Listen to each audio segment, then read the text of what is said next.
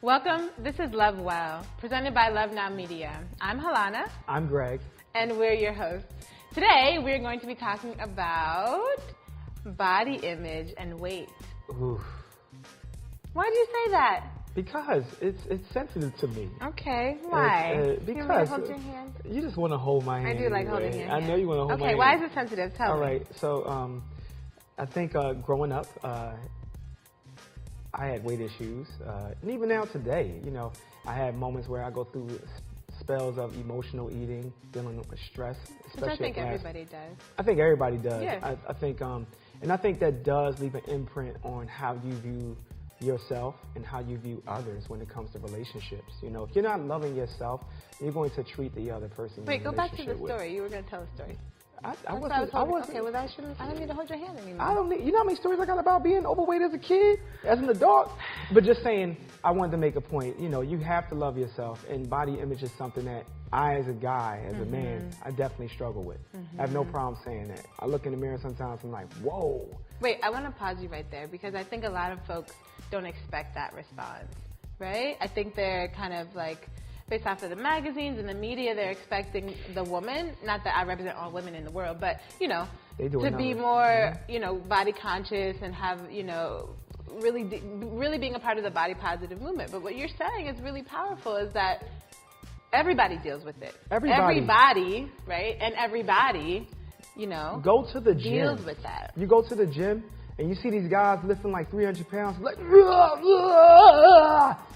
inside of them is somebody who is possibly insecure, had really challenging experiences through their livelihood, and this is where they find confidence. They get territorial about their body and they want to take up space. That is power. That is a reflection of capitalism in some way. You take land, you build up your body to take up space. There is a direct correlation with that. I don't need a scientific study to tell me that. I know from experience what it's like to be obsessed and addicted to the gym, to bench press 325 pounds, to have my shoulders hurt all for the sake of insecurity. So dealing with the body image challenge and how you gain weight and how you fluctuate off and on. And I've been, you know, I used to eat meat a lot, and then I changed my diet and went to vegetarian, pescatarian, and now, you know, making the transition more into a vegan lifestyle. And I have to even question my own self. How much of that is about loving myself versus maintaining health and wealth when it comes to how my body and how my organs function. I want to live past 100. So when I look at it from that perspective, I'm like, oh, I should eat healthy. But then a part of me has to ask how much of this is about you keeping your waistline at 34, 35. Because they say over 38 and going towards 40 is when you start clocking towards obesity.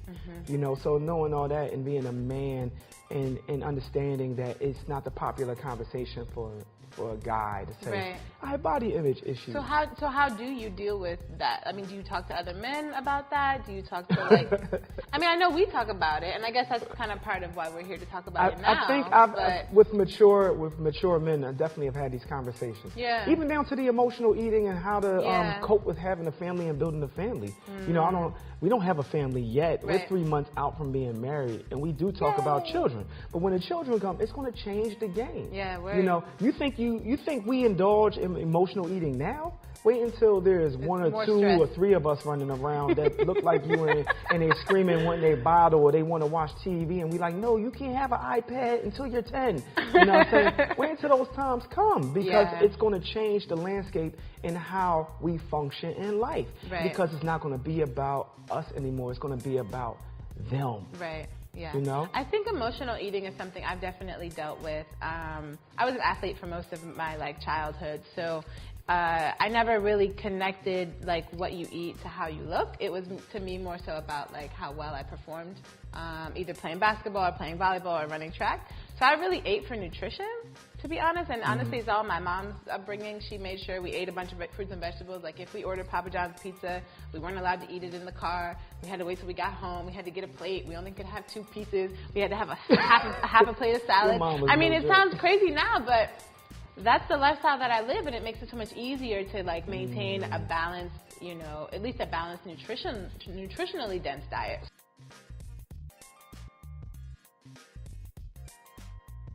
So body image and weight issues in relationships, I think is a really sensitive topic. And I think if you were to gain a bunch of weight right now, how would I respond? I would be fine. Honestly, I would be fine. I mean, I think that I love you. I love you not for what you necessarily look like, but for who, almost like how you make me feel when we're together. And so to me, the outer shell is not as important as, you know, kind of what it looks like. But at the same time, I also want you to live a long time, right? I want us to have a partnership for as long as we possibly can. Yeah, and I was about to say, you know, now if you gained a bunch of weight, it would be, for me, in some ways, it would be challenging, right? Yeah. Because now I gotta entertain and I gotta reflect on how I've been mentally programmed to see shapes as a guy, right? They throw women in front of men, in front of, and not just men, right? This goes towards women. And I think about cartoons. Betty Boop was well shaped as a cartoon, right? But can you imagine what Betty Boop looks like pregnant? See, now that's the beautiful thing, right? But even Jessica Rabbit, right? And I'm not saying Betty Boop is like a pregnant Betty Boop is beautiful. Like I'm not going there, right? But what I'm thinking about is seeing you pregnant makes me think about the beauty of life, and then it gets me to expand outside of this construct of like, oh, I need to see this, bow, right, and then this, woof woof woof, right? Like when I'm thinking about like, and woof woof woof. I'm just saying, they program everyone to see what attraction should be versus what it naturally is. So I had to do some unlearning around what beauty is in my own mind. So when you get pregnant, I'm going to indulge with the beauty of it. And when my stuff comes up, I'm going to be like, that's so nice. Let me finish my sentence. Okay.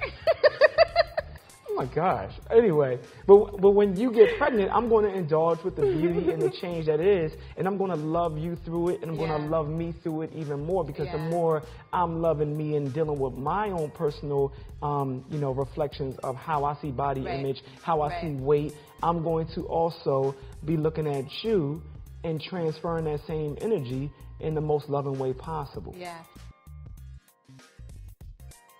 How in the partnership, but Yeah. how is like body image and weight like played out in your relationships, period? I know for me, it was times I was afraid to take off my shirt if it became a moment of intimacy. Mm-hmm. Like there were times I was so ashamed. I was like, man, I don't know if will she want to even be with this? Yeah. Right? Yeah. And you know, and here you are saying, I don't care if you gain an extra. Yeah. I mean, and that is something that I would say now. I think in my younger days, I probably would have had an issue with it, right? I don't know. But I think for me as a woman, my body image issues have been around hair, like body hair, which is like a thing. Mm-hmm. And I got so excited when the body hair movement came, I jumped on the bandwagon. And I think it's okay to not get everything waxed every single week. Like, come on, y'all. Too. It's very expensive. It's not the healthiest for your skin. I mean, we're talking about creating, like, you know, taking some of the elasticity out of the skin. I mean, redness, chafing, all these things that women and people who go through waxing and all this stuff go through. I mean, you know, I can imagine yes, somebody. I do indulge in certain things, but then other things I'm like, it's not that deep, you know. And we do have a winter hibernation happening, you know, once a year, and I think everybody should participate in that.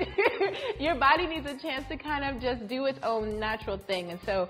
You know, you're talking about stretch marks. I'm talking about stretch marks. You're talking about. I'm not waxing nothing. Not taking off your shirt. I'm talking about, you know, body hair. But guys I think is like waxing down there. I'm talking. I'm sorry. No matter what your thing is, like what you've experienced around body image or weight issues, I think our main message is pretty much what? Love yourself, and remember, the way you love you is how you're going to love your partner. Yes, and I would add to that, accept the changes that life brings.